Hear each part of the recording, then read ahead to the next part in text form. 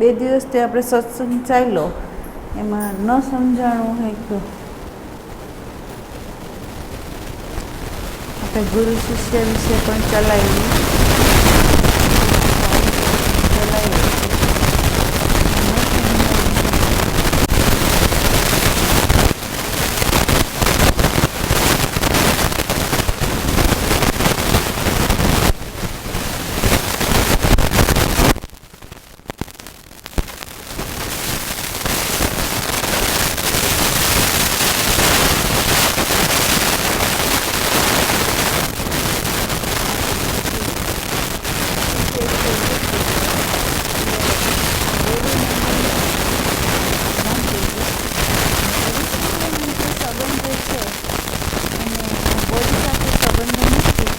પણ અંતઃકરણ સાથે સંબંધ છે, બરાબર.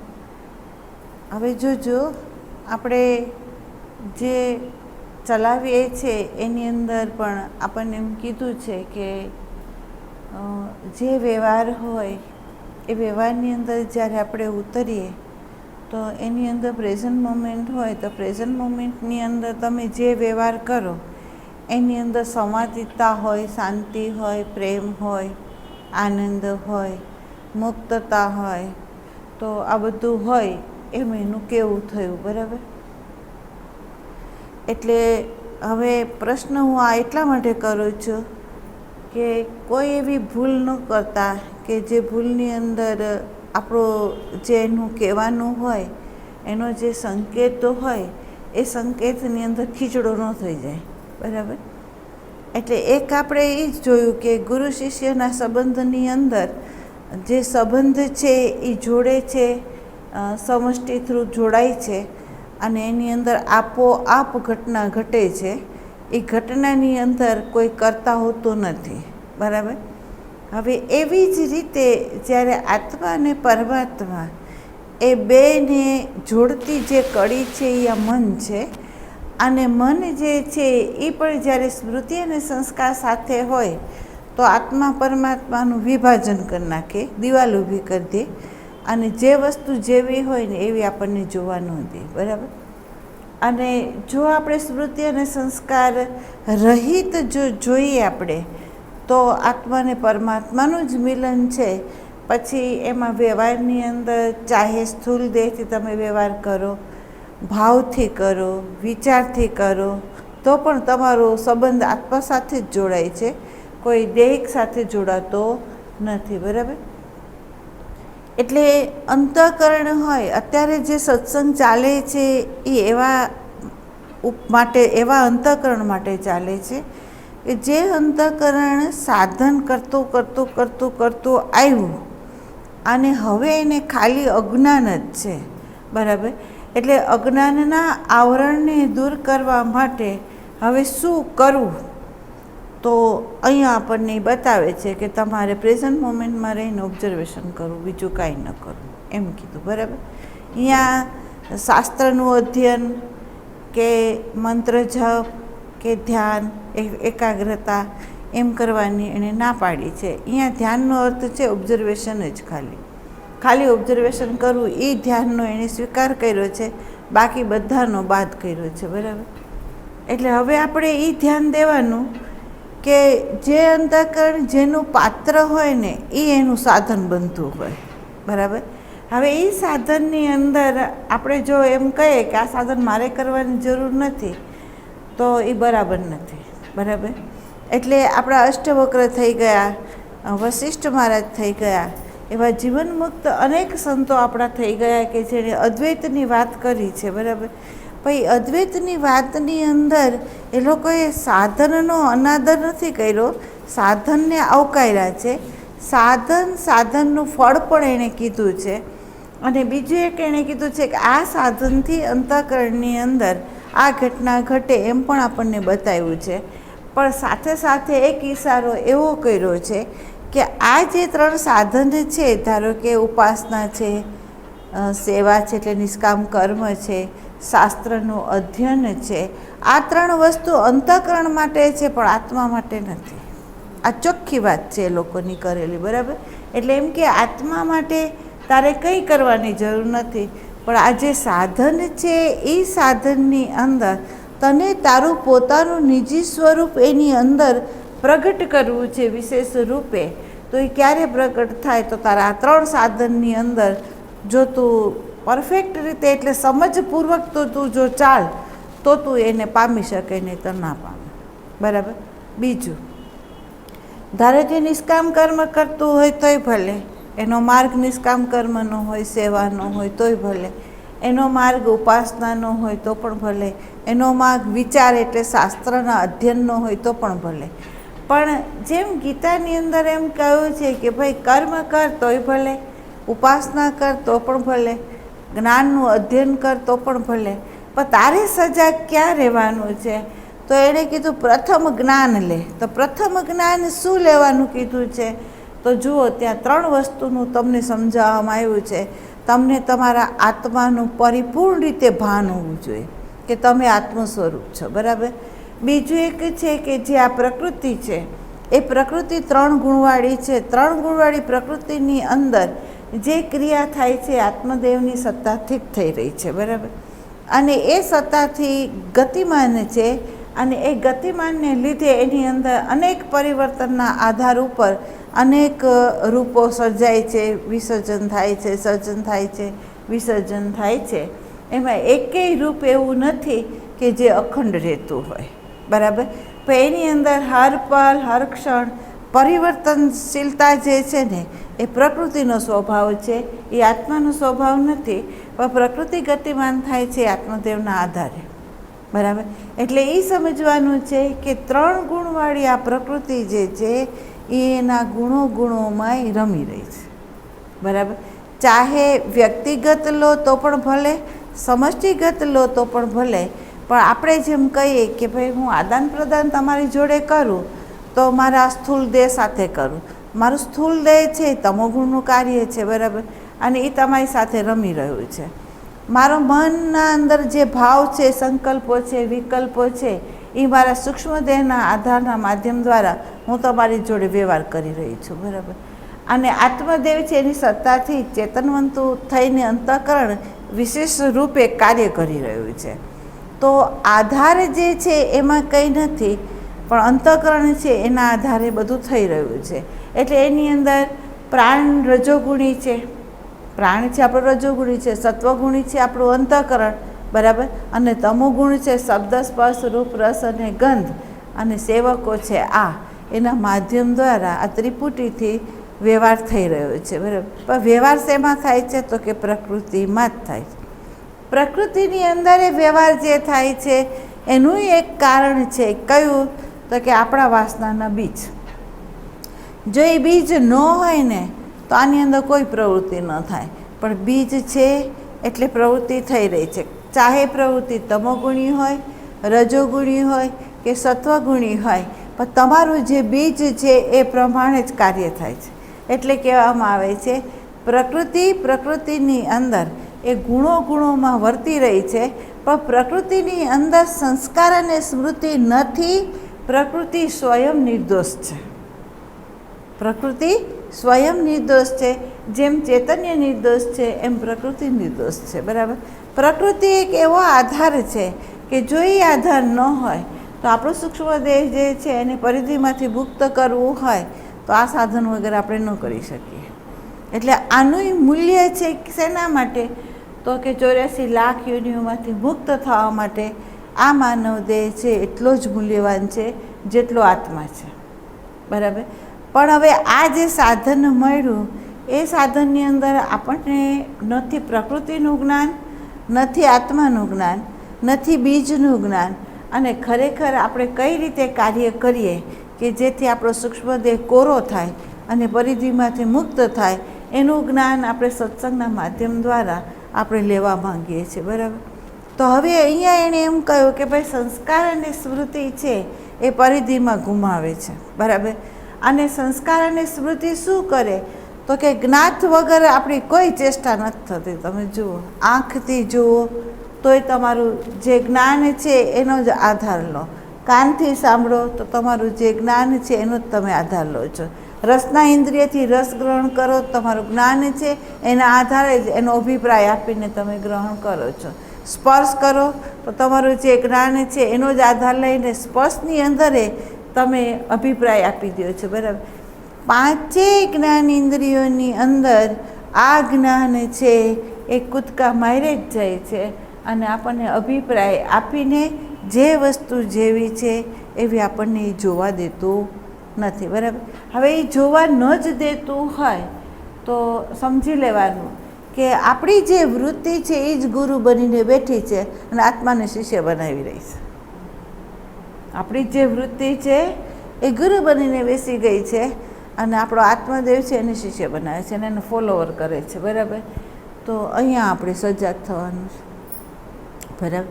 એટલે ગીતાની અંદર એમ કહેવામાં આવ્યું, ભાઈ કર્મ કરો, કર્મની અંદર જે હેતુ છે એની પર ચોકડી મારો. કારણ કે હેતુ સાથે તમે કોઈ પણ કર્મ કરશો તો તમારું જ્ઞાન છે એ આગળ છે અને આત્મદેવ પાછળ છે. બરાબર. તો અહીંયા આ જ્ઞાનનું વિસર્જન કરવાનું છે આપણને. બરાબર. પણ એ ક્યારે થાય તો તમારા કર્મની અંદર તમે હેતુ કાઢી નાખો તો. બરાબર. જેમ શાસ્ત્રની અંદર અધ્યયન કરતાં આપણને બતાવવામાં આવ્યું કે બધાની અંદર એક જ પરમાત્મા જો રમી રહ્યો હોય તો તમે આદાન પ્રદાન જે કરો છો એ કોની સાથે કરો છો? તમે જે વ્યવહાર કરો છો એ કોની સાથે કરો છો?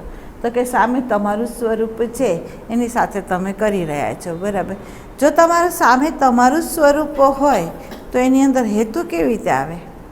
આ હાથ છે એ હાથને પંપાડે તો એની અંદર હેતુ કેવી રીતે હોય? કારણ કે તમારો જ હાથ છે, બીજાનો હાથ જ નથી, તો અંદર હેતુ ના આવે. એટલે એમ કહે છે બીજું જે શબ્દ છે, બીજા જે વ્યક્તિ છે એવું જ્યારે તમારી દૃષ્ટિની અંદર આવે છે ત્યારે તમારા સંસ્કાર અનુસાર તમારા હેતુ ઊભા થઈ જાય છે. બરાબર. એટલે અહીંયા સજાગ થવાનું કીધું છે કે કર્મ નિષ્કામ કર્મ ત્યારે જ બને, કર્મના માધ્યમ દ્વારા સાચી સેવા ત્યારે જ બને કે જો તમારો હેતુને તમે ચોકડી મારી દીધી હોય ને તો જ. બરાબર. એટલે આપણે એક ધ્યાન દેવાનું, આ કર્મ વગર આપણે નહીં રહી શકીએ. કારણ કે આપણે સંબંધમાં છીએ, આપણે વ્યવહારમાં છીએ, બાયોલોજિકલ બોડીને આવશ્યકતા છે, તો કર્મ વગર આપણે નહીં રહી શકીએ. તો કર્મ તો સતત ચાલુ રહેશે, પણ આપણે સજાગ ક્યાં થવાનું છે, આપણે જાગરણ ક્યાં રાખવાનું છે?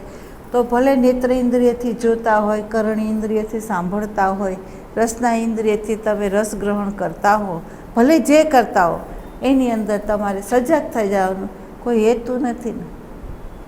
અથવા તમારી જે સ્મૃતિ છે એ જોતાં જોતાં એ સ્મૃતિ જે છે એ અભિપ્રાય આપવા તત્પર નથી ને.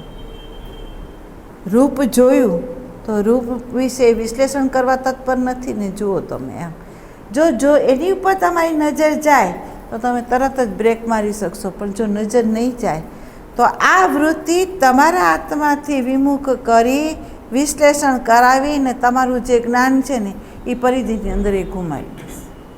એટલે જો ખાવાના ખેલ નથી, આમાં અતિ સજાગતા માંગે છે. જો સહેજ પણ તમે સજાગ ન રહો ને તો આ જ્ઞાતવાળી જે વૃત્તિ છે એ ચંચુપાત કરે છે અને તમારી શાંતિ, આનંદ, પ્રેમ છે એને એ હણી લે છે. બરાબર. એટલે હવે જોજો, કર્મ વગર નથી રહી શકતા, કર્મમાં જાગરણ રાખવાનું કીધું છે, કર્મની અંદર ધ્યાન રાખવાનું કીધું છે. કર્મનું ધ્યાનનો અર્થ થાય છે ભાનપણું, કે તમને ખબર હોવી જોઈએ કે હું નેત્રથી જોઉં છું, કર્ણ ઇન્દ્રિયથી સાંભળું છું, જીવવાથી રસ ધારણ કરું છું, સ્પર્શ કરું છું, એમાં ક્યાંક મારું જ્ઞાન નથી ટપકતું નથી. એટલે એ ટપકતું હોય તો એને બંધ કરી દેવાનું, એનાથી અસંગ આપણે થઈ જવાનું છે. જેમ એક નિર્દોષ બાળકો હોય એની આગળ કોઈ જ્ઞાન ન હોય તો એ નામકરણ ન કરે. બરાબર. તો આપણી વૃત્તિને નિર્દોષ કરવી છે, એમાં નામકરણ જોતું નથી. બરાબર. બીજું ઉપાસનાનો અર્થ છે, ઘણા લોકો એવું કરે છે, મંત્ર કરીએ, જપ કરીએ, ધ્યાન કરીએ, ગુરુના સહી સાથે બેસીએ. અહીંયા ઉપાસનાનો અર્થ ભગવાન શ્રી કૃષ્ણએ કે આ સંતે એમ નથી કર્યો, એણે એમ કીધું છે, જેમ કહે છે ને પ્રેઝન્ટ મોમેન્ટ જે છે, ભાન જે છે એની વિસ્મૃતિ કર્યા વગર ક્યારેય વહેવું નહીં, એમ જેણે કીધું છે. એનો અર્થ છે કે આને કહેવાય ઉપાસના. કોને? તો કે એક વૃત્તિનો મૂળ સ્ત્રોત છે એ આપણા ભાન સાથે જોડાયો છે, અને બીજો જે છેડો છે એ ભલે પ્રકૃતિની અંદર જાય પણ અહીંયા આધાર સાથે જ જોડાય, અહીંયા બોધ સાથે જોડાય. જો એ બોધ સાથે ન જોડાય તો વચ્ચે છે એ તમારું જ્ઞાન આવી જશે. શું? અહીંયા વૃત્તિનો એક છેડો જો નીકળે છે ભાનમાંથી જ નીકળે છે, ભાનમાંથી. પણ એ ભાનમાંથી જેમ આપણે એમ કહીએ કે આ બલ્બનો પ્રકાશ છે એની ઉપર હું કંઈક લાલ કે લીલું પ્લાસ્ટિક લગાડી દઉં તો નીકળે છે વ્હાઈટ જ, પણ એ જ્યારે આની અંદરથી આરપાર થઈને બહાર નીકળે તો એ કલર બતાવે છે, બરાબર? એમ ખરેખર વૃત્તિ કોન્શિયસમાંથી જ નીકળે છે, એનો આધાર કોન્શિયસ જ છે, ભાન જ છે, આપણું સ્વરૂપ જ છે. છતાંય નીકળતી વખતે એ અંતઃકરણની અંદર પડેલું જે જ્ઞાત છે એને જ્યારે આધાર લઈને બહાર જ્યારે નીકળે છે ને ત્યારે સ્મૃતિ અને સંસ્કારનો કલર લઈને નીકળે છે. તો આપણે સભાન ક્યાં થવાનું છે? મોસ્ટલી આપણે સભાન આમ વયા જઈએ, ક્રિયા થઈ જાય પછી થઈએ છે. તો અહીંયા કહે છે કે જેને આત્મા પ્રત્યે પ્રેમ હોય, શાંતિ પ્રત્યે પ્રેમ હોય, પ્રેમ પ્રત્યે પ્રેમ હોય, સાચા સંબંધ સાથે જો એને સંબંધ હોય તો એ સંસ્કારને સ્મૃતિનો આધાર નહીં લે, એને છોડી દેશે. ભલે આવે છે, કારણ કે સ્વભાવ છે મનનો કે આપણા બ્રેઇનમાંથી જે છાપો છે એને બહાર લાવીને નામકરણ કરીને આપણને બતાવી દે છે. ત્યાં સુધી એ સાચો છે. કેમ? તો આપણને એ બતાવીને આપણને કહેવા માંગે છે કે આની જોડે વ્યવહાર કેમ કરવાનો છે. જો એ બતાવે નહીં તો આપણે વ્યવહારમાં અરાજકતા આવી જાય, બરાબર? એટલે ત્યાં સુધી સ્મૃતિ બરાબર છે, પણ એ સ્મૃતિ ભૂતકાળનો અનુભવ લઈને જો તમને સામાન્ય અંદર અધ્યારોપ કરી દે તો તમારો પ્રેઝન્ટ મુમેન્ટની અંદર વ્યવહારની અંદર અરાજકતા આવી જાય, બરાબર? એટલે એને ત્યાં કર્યું, ખબર પડી ગઈ. જેમ આપણે એમ કહીએ કે બાળકને આપણે ઈશારો કહીએ છીએ કે જો આવે છે ને એ મારા વડીલ છે. હવે આપણે એને ઈશારો કર્યો, બાળકને ખબર પડી કે આ વડીલ છે, તો હવે એ જે વ્યવહાર કરશે આપણે કીધું અને એ વ્યવહાર વંદનનો કરશે, બરાબર? એમ અહીંયા વૃત્તિને આપણે જાણ કરી દીધી તો હવે એ બહાર જશે તો એની જોડે વ્યવહાર કરશે પણ લક્ષ્ય રાખશે કોન્શિયસનું, આધારનું રાખશે, બરાબર? તો આધારનો લક્ષ્ય રાખીને મૂળ સ્ત્રોતમાંથી નીકળતી વૃત્તિ જો જ્ઞાતને સ્પર્શ ન કરે અને સીધી જાય તો એની ઉપાસના સાચી છે. પછી ચાહે રામ જોડે હોય તોય ભલે, એ કૃષ્ણ જોડે હોય તો ભલે, એ જગદંબા જોડે હોય તોય ભલે, એ ગુરુ જોડે હોય તોય ભલે, પણ આ એને ધ્યાન હોય તો એ સીધા સંબંધમાં જશે અને એની ઉપાસના બરાબર હશે, બરાબર? એટલે એ ઉપાસનાની અંદર યોગ શબ્દ ભગવાને 6 અધ્યાય લીધા છે, 6 અધ્યાયની અંદર પાછળ યોગ શબ્દ લગાડ્યો છે. અને આપણે નિરીક્ષણ એ કરવાનું છે કે મારો કર્મ યોગ છે, મારી ઉપાસના યોગ છે. જો યોગ ન હોય તો હું અહીંયા ક્યાંક માર ખાઉં છું, બરાબર? હું આત્માની સાથે જોડાવવો જોઈએ, એને બદલે હું વ્યક્તિના નામરૂપ સાથે જોડાવું છું, એના ગુણધર્મ સાથે જોડાવું છું. અમારે અહીંયા જોડાવવું ન જોઈએ, બરાબર? ત્રીજું છે કે એણે એમ કીધું જેની ઉપાસના સાચી છે એનું ધ્યાન સાચું છે. ધ્યાનનો અર્થ છે કે એનું ભાન સાચું છે. હવે એનું જો ભાન સાચું હોય તો એ આ અહંકારનો આધાર લેશે ખરો ક્યારે? કે અહંકારનું વિસર્જન કરશે. કેમ? અનુભવ જ એને બતાવશે કે વ્યવહાર કરતાંય હું તો શાંતિ અનુભવું છું, આનંદ અનુભવું છું, પ્રેમ અનુભવું છું. સંબંધમાં જોડાવા છતાં મારી અંદર પ્રેમનું વિસર્જન નથી થતું, પણ પ્રેમની પ્રગાઢતા વધતી જાય છે. તો મારો વ્યવહારે બરાબર છે, મારો રોલે બરાબર છે, મારું વહેવું બરાબર છે, મારું કરવું બરાબર છે. એ એને સમજાય, કારણ કે એને ભાન હોય તો, ધ્યાન હોય તો, બરાબર? આવું જેનું ધ્યાન હોય, અહીંયા ગીતામાં કીધું છે, છેલ્લે ત્યાગ શબ્દો આપ્યો છે. જોજો, વાંચજો એ શ્લોક.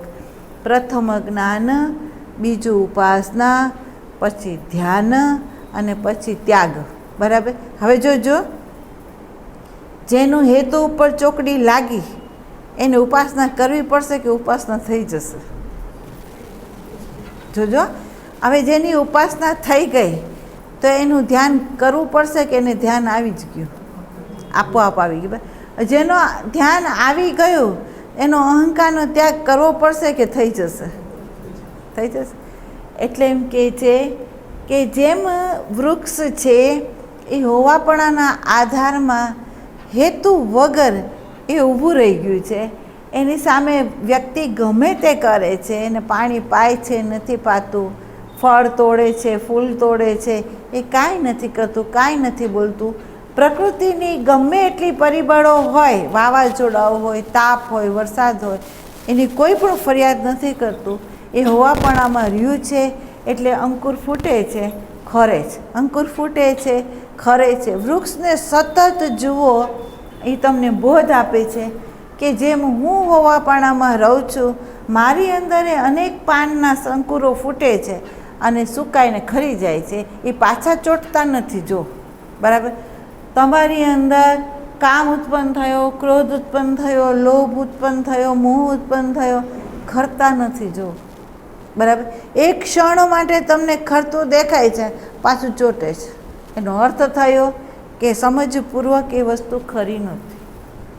બરાબર, જિંદગીની જિંદગી વહી જાય, જન્મોના જન્મો વયા જાય, જો આની ઉપર આપણો પ્રકાશ ન થાય, હેતુ ઉપર આપણો પ્રકાશ ન થાય, તો તમે સમજી લેજો કે આખી જિંદગી તમે ગમે એટલા ઉપવાસ કરો, ગમે એટલા યજ્ઞ કરો, ગમે એટલું તપ કરો, ગમે એટલું દાન પૂન જે કરવું એ કરી લો, પણ જો અહીંયા તમારી સજાગતા ન હોય તો તમારી ઉપાસનાય ન થાય, તમારું ધ્યાને ન થાય, સાચા અર્થની અંદર ત્યાગે ન થાય. જોજો, એટલે અહીંયા ખાલી જ્ઞાન જે છે એનું શ્રવણે ભગવાને કહ્યું છે કે શ્રવણ કઈ રીતે હોવું જોઈએ. તો પરીક્ષિતે જેવી રીતે શ્રવણ કર્યું, જનક રાજાએ જેવી રીતે શ્રવણ કર્યું, રામે જે રીતે શ્રવણ કર્યું, એ રીતનું જો શ્રવણ હોય તો આ જ્ઞાન એને ઉપાસનાએ કરાવશે, ધ્યાને કરાવશે, અહંકારનો ત્યાગે કરાવશે. એને કરવું નહીં પડે, ઓટોમેટિક થઈ જશે. ઓટોમેટિક એ થઈ જશે, એને કંઈ કરવું નહીં પડે. જ્યાં કરવું કરવું કરવું કરવું છે અહીંયા અહંકાર આધાર છે. બરાબર, અને આ અહંકાર છે એની અંદર કરવું કરવું ત્યાં હોય કે એની અંદર હેતુ હોય ને તો. બરાબર, જોજો, એમ કહે છે કે પશ્ચિમના જે દેશો છે એની અંદર જે ફિલોસોફરો થઈ ગયા એ લોકોએ બેલેન્સ રાખી છે. જોજો, જેણે બેલેન્સ નથી રાખી એને હું તમને બતાવું કે જ્ઞાનેશ્વર છે, જોજો, શંકરાચાર્ય છે, આ બધા એવા સંતો હતા કે જેની અંદર કોન્શિયસ એનર્જી એકદમ પ્રગટ થઈ ગઈ અને જે રીતે બેલેન્સ રાખવી જોઈએ એ ન રહી તો નાની ઉંમરમાં એનું સહિત છૂટી ગયા. બરાબર, ફોરેનર્સની અંદર ફિલોસોફરવાળા જે સંતો છે, જીવનમુક્ત સંતો છે, એ લોકોએ બેલેન્સ રખાવાનું કીધું છે. અને એ બેલેન્સ તમે એમ કહો તો પશ્ચિમના દેશો આપણને પ્રકાશ નહીં કરે.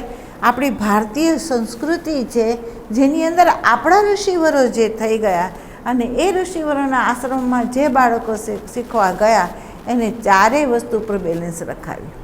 4 વસ્તુ પર બેલેન્સ કેવી રીતે? એને કીધું કર્મ 2 કલાક કર્મ કર, 2 કલાક તારી અંદર ભાવનો વિકાસ કર. એટલે જો તું કર્મ કરશે તો તું ક્યાંક વેસે તો તારી અંદર જે ભાવ છે એની અંદર હું અને મારાપણું છે. બરાબર, આ મારાપણા ઉપર ચોકડી લાગશે ક્યારે? તું વેસે તો આમ વેસે તો તારી અંદર ભાવની જે વિકૃતિ છે એ હટશે. પણ તું વેસે જ નહીં ને આમ બંધ થઈ જશે તો તારા ભાવની અંદર જે વિકૃતિ દૂર થવી જોઈએ એ નહીં થાય. બરાબર, એટલે એણે એમ કીધું ભાવનો વિકાસ કર. બરાબર, અને ભાવના વિકાસ કરવાની સાથે સાથે એને સત્સંગે શીખવાડ્યો કે સત્સંગ કેમ ગ્રહણ કરવું. તો કે અહીંયા તમારા અહંકારનો આધાર લઈને અથવા તમારા જ્ઞાનનો આધાર લઈને તમે શ્રવણ ન કરો. જો શ્રવણ એવી રીતે કરશો, ધારો કે અત્યારે તમે શ્રવણ કરો છો અને તમારી વૃત્તિ એમ કહી દે કે મેં આ સાંભળ્યું છે આના પછી આ આવશે, તો તમે શ્રવણ નહીં કરી શકો. બરાબર, પણ જો તમે કાંઈ ખબર નથી અને શ્રવણ જો કરશો તો એ શ્રવણ છે કે જે તમને એ જ્ઞાન ક્યાં લઈ જશે? તો તમારું જે જ્ઞાત છે ને એનું વિસર્જન કરશે અને સાચું જે જ્ઞાન છે ને જે તરફ એનો સંકેત છે, જે તરફ એનો ઇશારો છે એ તરફ તમને સ્થિર કરી દેશે, બરાબર. અને એ જો સ્થિર થાય તો આ વિશેષ જ્ઞાનની શક્તિ એવી છે કે જે તમારા અજ્ઞાનરૂપી જે અંધકાર છે એ જન્મો જન્મથી છે, પણ એની એક જ ચિનગારી એક એવી છે કે હજારો વર્ષનો જે અંધકાર છે ને એ ક્યાંથી આવ્યો, કેવી રીતે આવ્યો એ વિચારવા માટે એની પાસે સમય નથી, પણ એને એટલી ખબર પડી કે આ ચિનગારથી મારી અંદર પ્રકાશ થઈ ગયો. ખબર શું પડી કે ભાઈ ક્યાંથી આવ્યું એ ખબર નથી, ક્યાં ગયું એ ખબર નથી, પણ એટલું ખબર પડી કે પ્રકાશ થતાથી જ અંધકાર બાદ થઈ ગયો, બરાબર. તો અહીંયા એવા જે સંતો છે કે જેની અંદર એ ચિનગારી ગઈ અને ગઈ ગુરુ તરફથી ગઈ અને ગઈ અને એને પ્રકાશ થઈ ગયો કે ભાઈ મારી અંદર તો અંધકાર છે જ નહીં, બરાબર. કારણ કે હું જે નહોતો જોતો ક્યાં તો કે વૃત્તિ મારી આમ હતી, વૃત્તિ મારી આમ હતી જ નહીં, આમ આવી અને મારા સ્વરૂપ સાથે જોડાણી તો મને પ્રકાશનો અનુભવ થયો, નહીં તો ન થતો, બરાબર. એટલે એમ કહે છે તન મન ધન, એમ શબ્દ આપ્યો, તન મન ધનથી સેવા કરો પરમાત્માની. એમ તો આપણા આત્માની તનથી સેવા કરવાની છે, આપણા આત્માની મનથી સેવા કરવાની છે, આપણા આત્માની ધનથી સેવા કરવાની છે. ધન શું છે તો કે જે સમાજ બતાવે છે એ ધનની અહીંયા વાત નથી, પણ દેવી ગુણો જે ભગવાને બતાવ્યા છે એ ગુણો તમારી અંદર જો પ્રગટ થાય તો આપણે કહીએ છીએ કે જો વ્યક્તિ અહંકારથી જ્યારે મુક્ત થાય છે તો અભયતા છે, કરુણા છે, આર્જવ છે, મૈત્રીપણું છે એ લાવવું પડે છે કે આવી જ જાય છે? એ તમારે ઊભા કરવા પડે છે કે સ્વાભાવિક આવી જાય છે? તો એમ કહે છે એ આવી જાય છે, કારણ કે એ એના સ્વભાવમાં જ, બરાબર. તો એ પ્રકૃતિના મૂળભૂત જે સ્વભાવ છે, પ્રકૃતિની અંદરનો પ્રકૃતિની અંદર સહનશક્તિ છે, પ્રકૃતિની અંદર વહેવું છે, તો પ્રેમ બતાવે છે, બરાબર. પ્રેમ ન હોય તો વહેવું ન હોય આમ. અને એની અંદર તમને એ પણ જોવા મળે છે કે અંદર અહંકાર નથી એટલે એ વહી રહી છે, અને વહી રહી છે નવા નવા સર્જન કરી રહી છે, બરાબર. એની અંદર ક્યાંય તમને એવું નહીં લાગે કે સર્જન નહીં કરતું, એ સર્જન કરે છે. અને એનું વિસર્જન છે ને એ સર્જનમાં આપણે ખપાવી શકીએ એમ છે. કેમ તો કે વિસર્જન હોય તો નવું અંકુર એ ફોડે છે, બરાબર. અને એ વિસર્જન જે થાય છે એ વિસર્જન સ્વમાં થાય છે, મૂળભૂત પ્રકૃતિની અંદર થઈ રહ્યું છે. એક માનવ જ એવો છે કે એનું નથી, બરાબર. માનવ અટકી ગયો છે. માનવ એટલા માટે અટકી ગયો છે કે એણે જ્ઞાતનો આધાર લીધો છે, એણે અહંકારનો આધાર લીધો છે, એટલે એની ગતિ ગમે એટલું કરે તો એને આમૂલ પરિવર્તન અંદર જે થવું જોઈએ તો અહીંયા આપણને એણે એમ કીધું પ્રેઝન્ટ મોમેન્ટમાં જે વ્યક્તિ રહે તો શું થાય એમ તો કે એનું જોવું, એનું સાંભળવું, એનું બોલવું વિવેકપૂર્વક જ હશે. અને વિવેકનો અર્થ થાય છે કે અહીંયા આપણે એમ કહીએ કે શાસ્ત્રમાં બતાવ્યું જળ ચેતનનો વિવેક. જો વેદાંતી અભ્યાસવાળા હોય એને આપણે એમ કહીએ કે વિવેક કોને તો કે જળ ચેતનનો વિવેક. ભાઈ જળ શું તો કે પ્રકૃતિ બતાવી દેશે, બરાબર. અહીંયા કહે છે અણુ અણુની અંદર જો પરમાત્મા વ્યાપીને રહ્યો હોય તો પ્રકૃતિ જળ કેવી રીતે કેવી, બરાબર.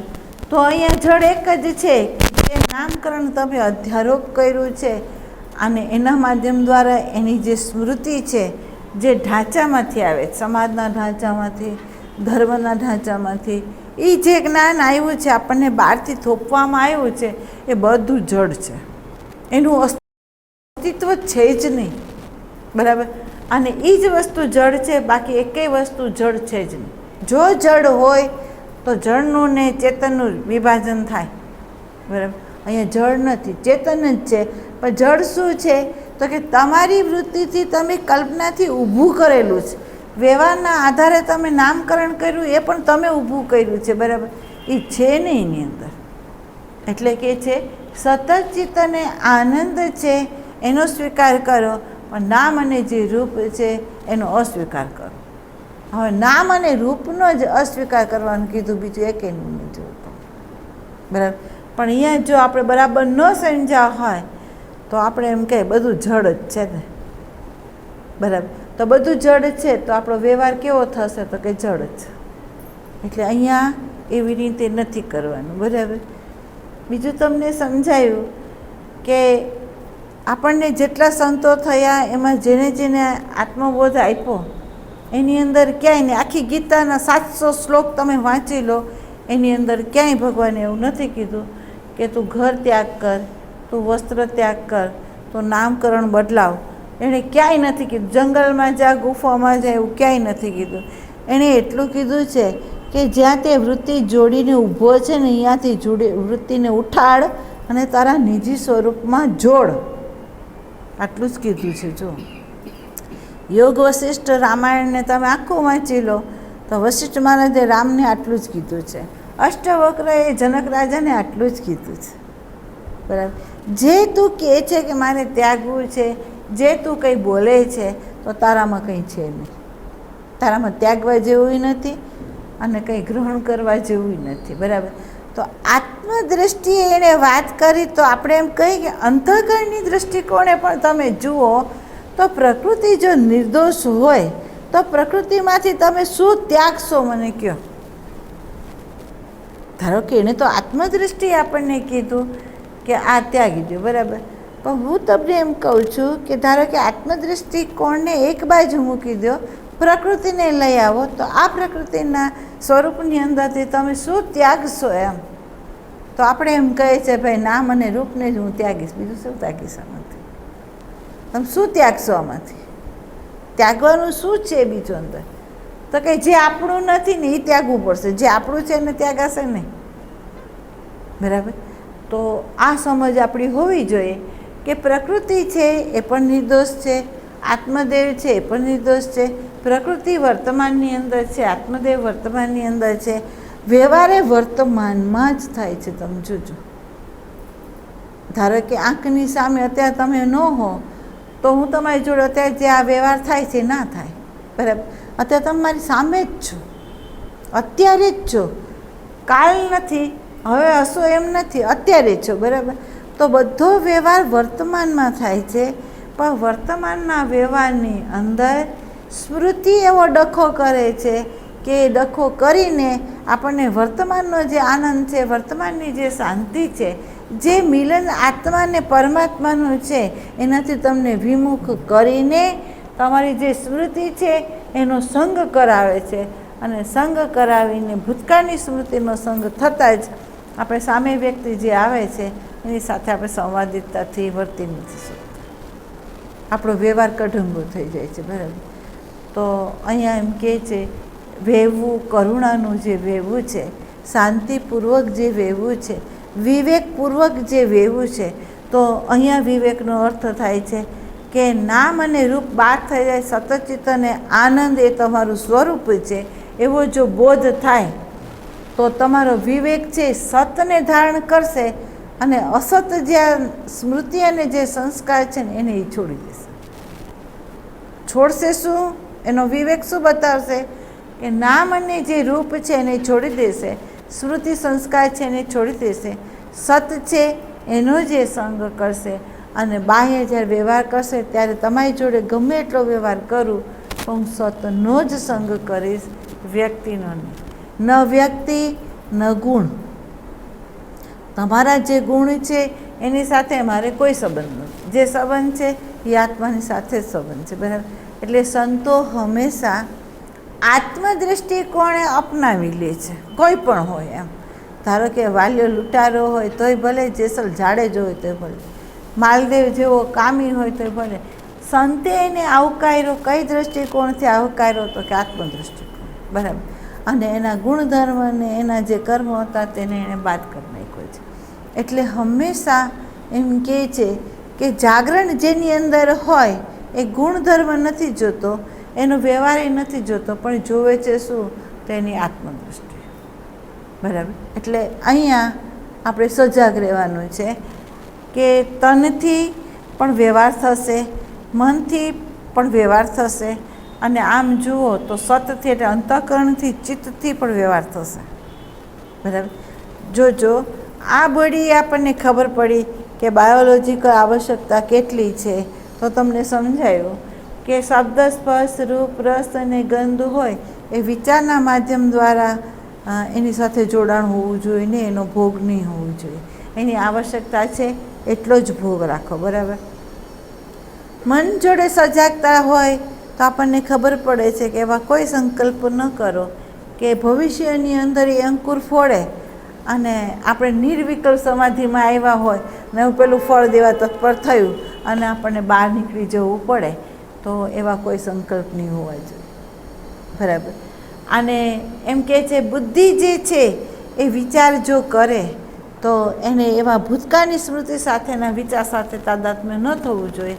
અહીંયા એણે પોતાનું વિસર્જન કરવું જોઈએ અને શોધ કરવી જોઈએ કે આની પાર શું છે અથવા વિચારનું મૂળ શું છે, અને એ વિચારનું મૂળ જે છે એને જો હું પકડી પાડું તો વિચાર ક્રિયામાન થાય એમ નથી. બરાબર. તો વિચાર મને આગળ ઢસડી જાય એમ નથી, કારણ કે વિચારની એવી શક્તિ છે કે વિશ્વનું સર્જન કરે છે અને વિચારની એવી પણ શક્તિ છે કે આખા વિશ્વનું વિસર્જન કરે છે. વિચાર જ કરે છે. બરાબર. અને આપણા સર્વનો વિચાર જ આધાર છે. એટલે વિચારમાંય આપણે સજાગતા રાખવાની છે, કયો વિચાર કરો, કયો વિચાર ન કરો. બરાબર. બીજું, શાસ્ત્રના અધ્યયનમાં જોડાવ તો પણ ભલે, એટલે આપણે નવરા બેઠા હોય, પુસ્તક વાંચતા હોય તો વાંધો નથી કે તમારી બુદ્ધિની તમે કસરત કરો છો. બરાબર. ધારો કે ભજન હોય ને ભજન તમે ગાતા હોય તોય વાંધો નથી. તમે કોઈ વ્યક્તિ આવીને તમે સેવા કરતા હોય તોય વાંધો નથી.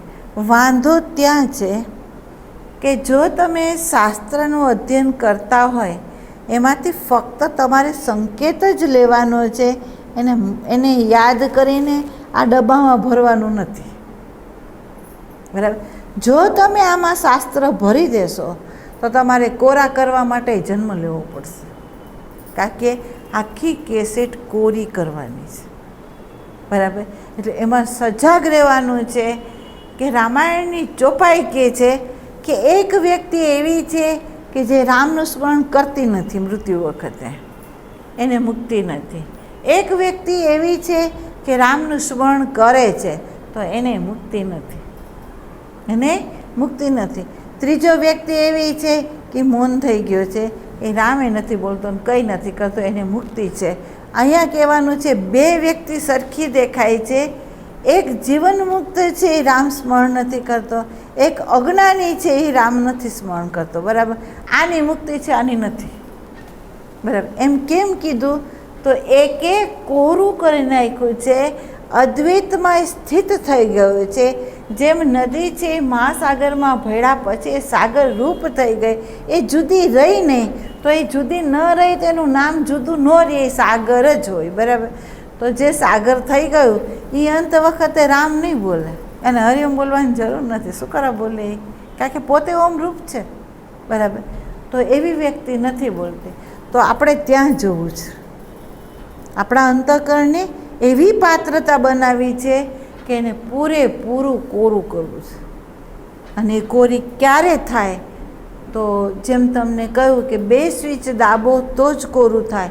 2 સ્વિચનો અર્થ છે પ્રારબ્ધ છે એ તો યાત્રામાં ચાલુ છે, એટલે આપણી યાત્રા ચાલુ છે. બરાબર.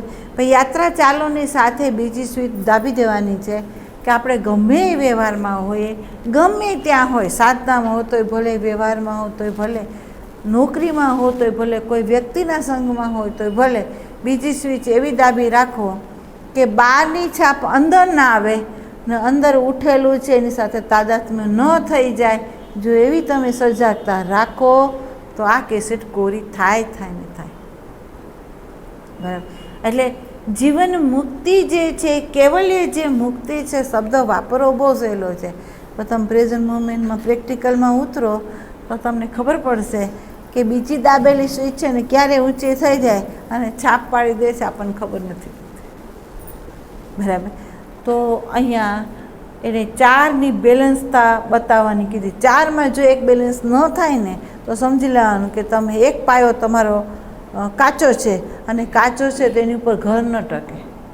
એટલે મોક્ષનું જે ફળ છે એ 4 પાયા ઉપર ઊભું છે. 4 પાયામાં જો એક પાયો તમારો કાચો હશે કામ નહીં થાય. બરાબર. એટલે બેલેન્સ એની અંદર જોઈએ છે ને જોઈએ છે. બરાબર. હવે એની બેલેન્સતા લાવવા માટે તમારી અંદર એકાગ્રતાની આવશ્યકતા છે. જ્યાં સુધી એકાગ્રતા ન આવે તમારી અંદર ત્યાં સુધી તમે કયા આધારે તમે બેમાં એરો રાખી શકો? અભ્યાસ જોઈએ છે. તો અહીંયા અભ્યાસ એવો છે કે એક સુરતા છે એ તમારા ખીલા સાથે જોડી દો, અને બીજી સુરતા વ્યવહારમાં આવો તો પેલો ખીલો છૂટી ન જાય એની કેર કરો. ખીલો નહીં છૂટવો જોઈએ, આ ભલે છૂટી જાય. બરાબર. જો એની ઉપર કેર થશે તો તમે મુક્ત થશો. જેમ આપણે કહીએ છીએ ને કે સંતા કુકડી રમતા હોય અને જો ખીલો છોડી દે તો થપ્પો મારે ને મારે. બરાબર. એમ આપણે જો ખીલો છોડી દે તો કામ પણ થપ્પો મારશે, ક્રોધ પણ થપ્પો મારશે, લોભ પણ મારશે. પણ આપણે ખીલો જ ન છોડીએ તો થપ્પો કોણ મારશે આપણને? કારણ કે આપણે એને જગાત નથી દીધી. આપણે એને એવા સ્થાન ઉપર આપણે ઊભા છે કે ધારો કે એ ઊભું થયું તો આપણે એને કહેશું આઉટ, કેમ કે તરત દેખાય છે. એના પ્રકાશમાં સૂક્ષ્મમાં અતિ સૂક્ષ્મ વસ્તુ હોય ને એ આપણને દેખાઈ જાય છે, એટલે આપણે એને કાઢી નાખીએ. બરાબર. એટલે અહીંયા કેર કરવાની છે આપણે કે આપણી જે મૂળ સ્ત્રોત છે એની વિસ્મૃતિ કર્યા વગર આપણે એમાં હાલવાનું છે. એટલે કહે છે ને કે સુરતા રાખો સ્વમાં અને પછી ચાલો. પછી સ્વ છે, પણ કયો સ્વ છે? તો કે નામરૂપવાળો, એની ઉપર પ્રકાશ કરો. બરાબર. આપણે કોઈની સાથે બીજા ઉપર પ્રકાશ નથી કરવાનો, આપણે પ્રકાશ કરવાનો છે આપણા અહંકારની ઉપર જ. બરાબર. અને જેણે અહંકાર ઉપર સતત પ્રકાશ કર્યો અને એક ક્ષણ પર જેણે ઊંઘ નથી કરી તો આ અહંકારની તાકાત નથી કે એ આપણી ઉપર સવાર થાય. બરાબર. તો સમજી લેવાનું કે અહીંયા શિષ્ય સાચો છે અને ગુરુ સાચો છે. બરાબર. ગુરુની કૃપા સતત છે, શિષ્યની નથી. બરાબર. તો અહીંયા શિષ્યત્વ પ્રગટ થઈ જવું જોઈએ કે ભાઈ મારા જ્ઞાતનો હું આધાર નહીં લઉં, મારે શોધ કરવી છે. પણ ધારો કે કોઈક વ્યક્તિ હોય અને એ ટીવી રિપેર કરવા આવે અને એ એમ કહી દે ભાઈ બધા ટીવીની અંદર એક સરખા ફોલ્ટ ન હોય. બરાબર. અને એ એમ કહી દે આ ફોલ્ટ હશે, અને એ ખોલે અને અહીંયા જોવે તો બને કે અહીંયા ન પણ હોય, બીજે હોય. બરાબર. પણ એ ફોલ્ટ ક્યારે સાચો શોધી શકે? પોતાની આંખથી પોતે જુએ અને એને ખબર પડે તો જ એ શોધી શકે અને તો જ અહીંયા એનો સુધારો કરી શકે. એમ સાધક છે એને ફોલ્ટ ગુરુ તો અમુક રીતે ઇશારો કરી દે, પણ જોવાનું તમારે છે. બરાબર. તમારે એને પ્રકાશવાનું છે મારી ભૂલ ક્યાં છે, હું કઈ ભૂલથી હાલ્યો છું કે જેથી મારી અંદર આ વસ્તુ જે છે જેને હું પ્રગટ કરવા માગું છું એ પ્રગટ નથી થતું. એમ મારી ક્યાં ભૂલ છે? આમ હું શું પકડીને હાલું છું કે જેથી મારો દરવાજો ખુલતો નથી? આમ મારી કઈ વસ્તુ એવી છે કે જે મને મુક્તતા સુધી જાય છે અને પાછું ભવરણમાં લઈ આવે છે? કઈ ક્યાં એવું મૂલ્ય વધી ગયું છે કે મને એ આમાં નાખી દે છે? તો એ ક્યારે ખબર પડે? તમે સતત સજાગ હો તો. અને અહીંયા એમ કહે છે રેઢું ઘર હોય અથવા કોઈ વ્યક્તિ તાળું મોટું મારીને ગમે એટલું ગયું હોય એ તાળું જ નિશાન કરે છે, ઘરમાં માલિક નથી. તાળું જ નિશાન કરે છે, ઘરમાં માલિક નથી, ચોરને મોકો આપે છે. બરાબર. એમ અહીંયા પણ આપણે હાજર નથી. બરાબર. હાજર નથી એટલે આ ચોર, અહંકાર રૂપી ચોરને માફક આવી જાય છે. અહીંયા કોઈ હાજર નથી, હું જેમ કરું ને એમ હાલે એમ છે. એટલે એમ કહે છે કે બેહોશ વ્યક્તિ છે આડે ધડે વહી રહ્યું છે.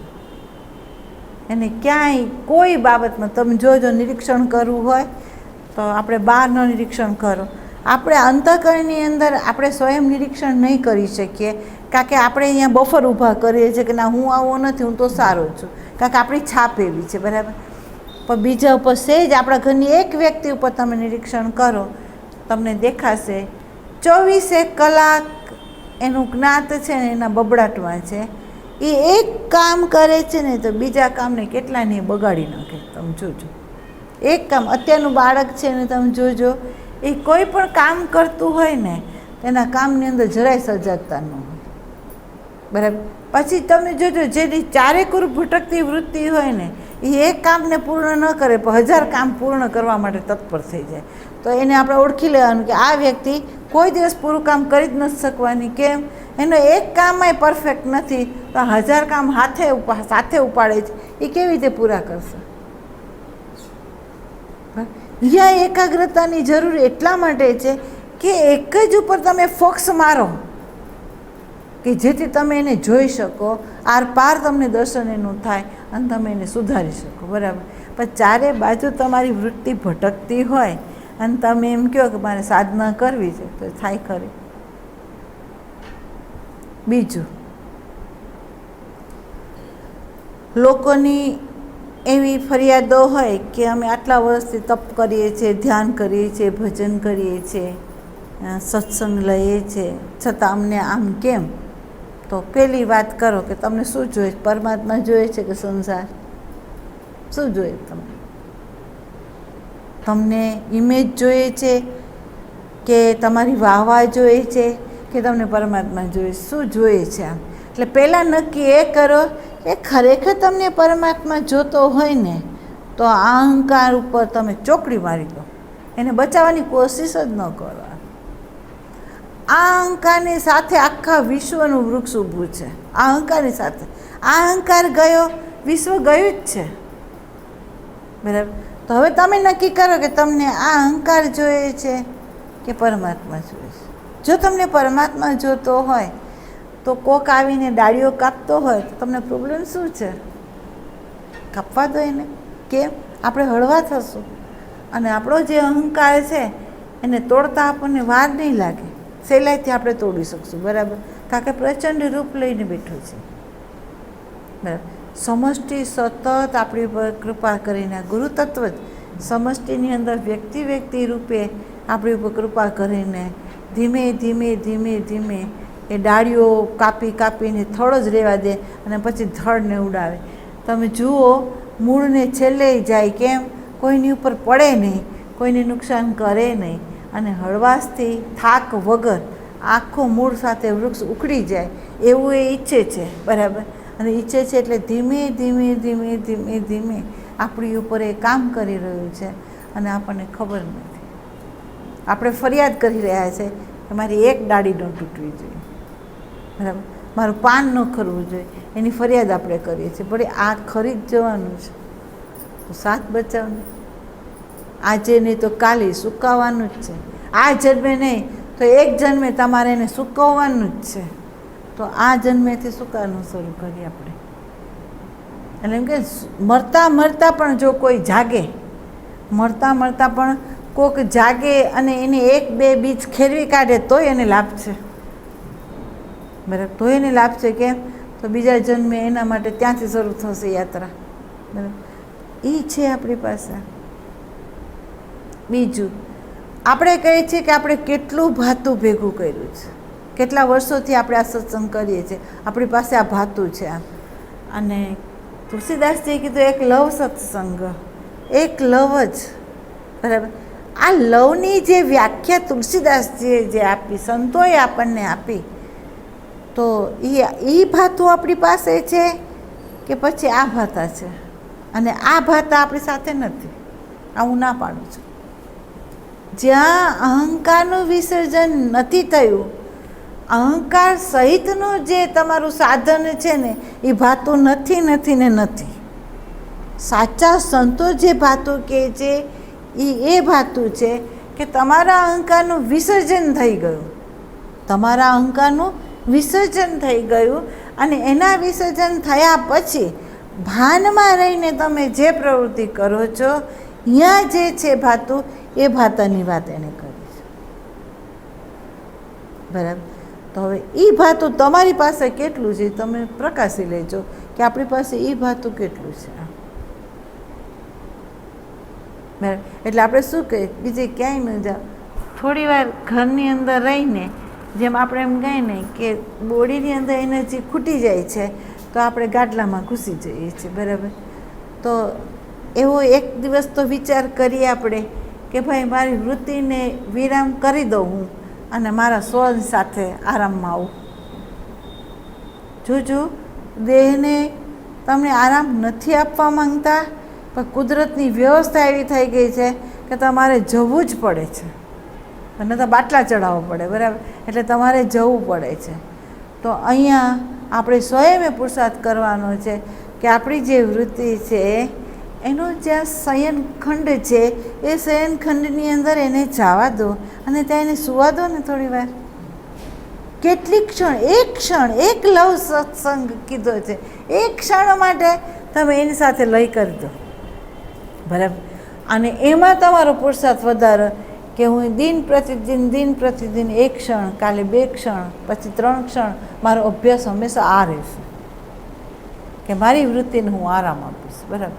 અને જો એ આરામની અંદર પ્રગાઢતા કેળવતી જશે તો એ મુક્તતા છે, એ ભાન છે, બરાબર. અને એ જ તમારું સાચું ભાતું છે.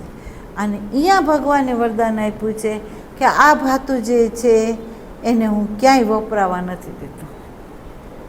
આ બીજા બધા ભાતા આપણા વપરાય છે, પણ આ જે ભાતું છે ને એ વપરાતું નથી. કેમ? એ વપરાય કેવી રીતે? કારણ કે એક ક્ષણનું છે એ જન્મ જન્માંતરના પુણ્યનું એક પલ્લામાં મૂકેલું ફળ હોય અને એક ક્ષણનું આ ફળ હોય. પલ્લું આ નમે છે, આ નથી નમતું, એનું અનંત ઘણું ફળ છે. તો વિચાર કરો, આપણે એ ભાતામાં આવ્યા ખરા? એ ક્ષણમાં આપણે આવ્યા ખરા? આપણે આપણા પોતાના નિજી સ્વરૂપમાં ડૂબ્યા ખરા?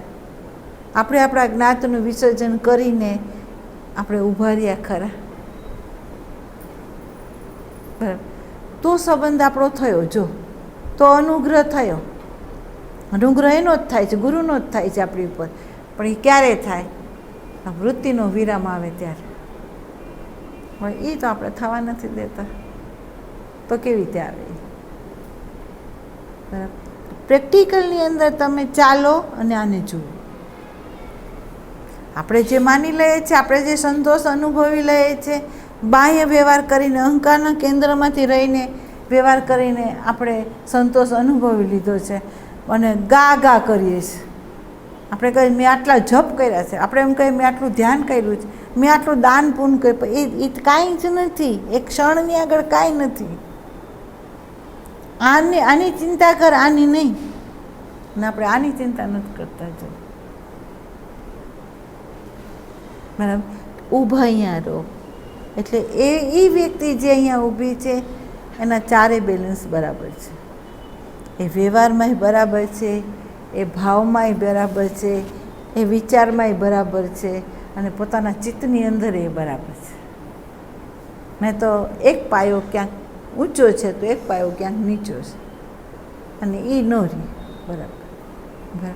એટલે આપણે એમ કહીએ છીએ કે કોઈ પણ બિલ્ડર હોય એ પાયાનું ચણતર જો ન જાણતો હોય તો એના બધાય મકાન કાચા પડે, બરાબર.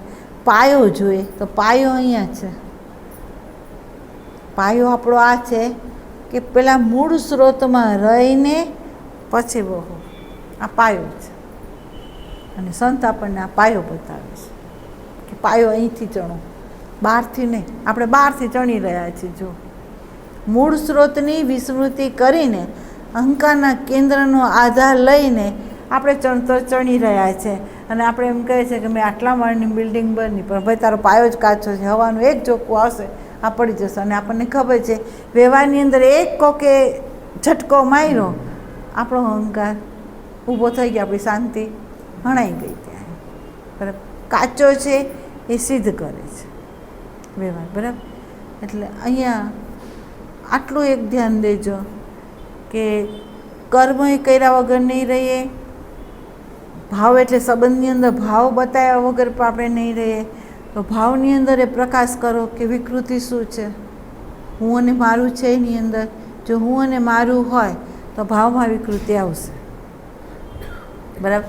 કર્મમાં હેતુ હશે તો પરિધિમાં ઘૂમવાનું આવશે જ, બરાબર. અને વિચારની અંદર જ્ઞાતનો આધાર હશે તો આ વિચાર આપણને શોધ કરવા નહીં દે. આ 3 ઉપર પ્રકાશ થાય તો ચોથો પાયો મજબૂત થઈ જાય આપણો, બરાબર. બાકી કાચો છે આપણો. એટલે આપણે જે 3-4 દિવસ જે સત્સંગ કરીએ છીએ એની અંદર ભાર આ વસ્તુ પર જો આપણી આવી જાય ને તો સાધનાની શરૂઆત, સાચી સાધનાની શરૂઆત આપણી અંદરથી થાય, નહીં તો નહીં. એટલે સેવા જોઈએ છે, સેવામાં આત્માનું સેવન કરવાનું છે.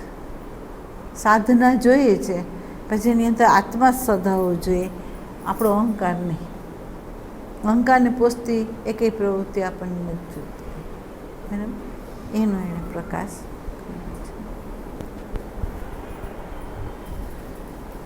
આમ જે કહેવામાં આવે છે એ સમજાય છે ને. એટલે એક વસ્તુ એવી છે કે હું રોકી શકું એમ નથી, શબ્દ ફાસ્ટ જશે પણ એટલું ખરું પકડી રાખજો, એટલું એ શ્રવણ છે ને, શબ્દ ન પકડાય તો કાંઈ નહીં, પણ અંદરનો માયલો છે ને એને પકડી રાખજો. અને અહીંયા શબ્દને આપણે ચિંતન કે ગોખણ પટ્ટી નથી જોતી, પણ જો આપણને આપણા આત્મદેવની અંદર વિરમાવી દેતું હોય તો એમાં વિરમી જવું છે. આપણે વિરમાવા માટે સત્સંગ કરીએ છીએ, સતનો સંગ કરવા માંગીએ, શબ્દનો નહીં, અર્થનો નહીં, સંવેદનાનો નહીં, અનુભવનો નહીં. આપણે હોવાપણાનો સંગ કરવા માંગીએ છીએ અને અહીંયા હોવાપણાનો જ આપણે સંગ કરવો છે, બરાબર?